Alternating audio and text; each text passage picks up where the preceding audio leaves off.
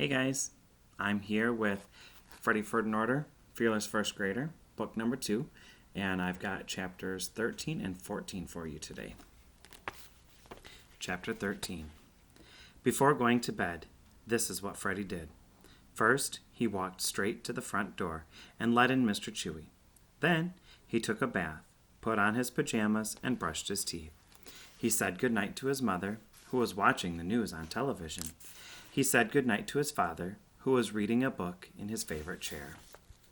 Then he went to his bedroom. His closet door was open, and he closed it. Then he climbed into bed. He'd left the flashlight and the scary book on his nightstand, and he picked them up. He turned off the lamp and pulled the covers over his head. He turned on the flashlight and opened the scary book. He started reading. The story was a good one, and Freddie decided that he really liked this particular book. It was filled with spooky stories about ghosts and goblins and strange creatures. In fact, he was enjoying the book so much that he almost didn't hear the noise coming from the closet. Almost. But he did hear it, and he stopped reading. He didn't move. Instead, he listened. He heard his heart beating and his own breathing. Then he heard the noise again, a noise in the closet. He remembered that Darla had told him about the super scary night thingies and how they can appear at any time, anywhere, even in closets. Slowly, very slowly, he pulled the covers down beneath his face. Then he pulled the flashlight out.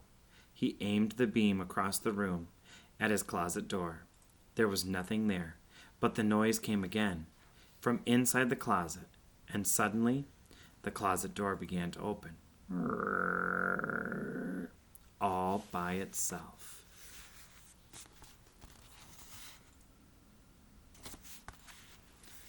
Chapter 14. Freddie screamed. He screamed so loud that his mother and father bolted from their chairs in the living room and raced to Freddie's bedroom. The bedroom door burst open.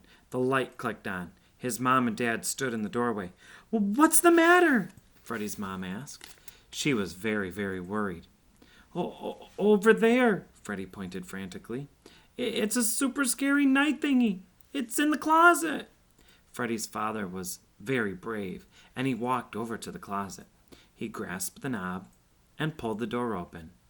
There sat Mr. Chewy, next to one of Freddie's tennis shoes.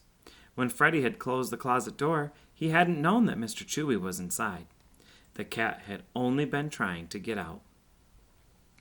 "Is that what you were screaming about?" his father asked. "Mr. Chewy?" I thought that it was a super scary night thingy," Freddie stammered. "Well, I don't know what one of those is," his father said, "but I don't think they're real. Maybe you shouldn't be reading scary books at night."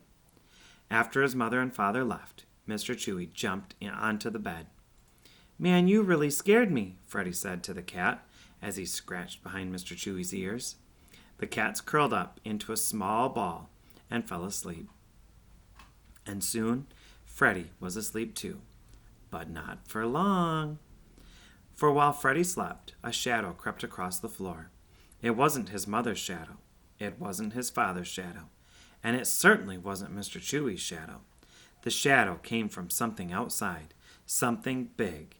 Freddie awoke and saw the shadow of the creature on his bedroom wall. He sat up in bed.